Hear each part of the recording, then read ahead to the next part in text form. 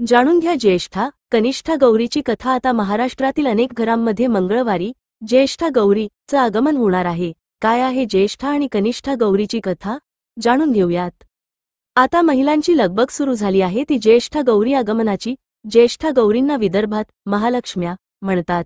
लक्ष्मी या शब्दाआधी महा हे विशेषण लावून महालक्ष्मी हा शब्द तयार झाला। मराठवाड्यात लक्ष्म्या तर कोकणात गौरी म्हटलं जातं। तर अशा ज्येष्ठा आणि कनिष्ठा गौरीची कथा काय आहे ते जाणून घेणार आहोत।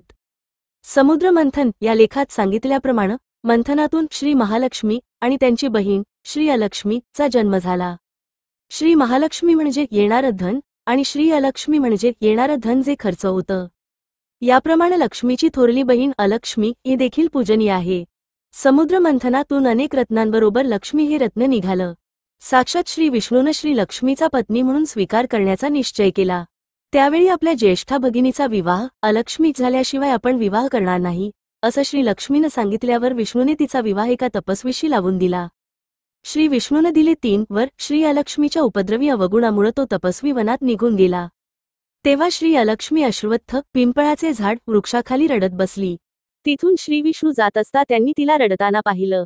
तिची हकीकत ऐकून त्यांनी तिचं सांत्वन केलं आणि तिला 3 वरदान दिले।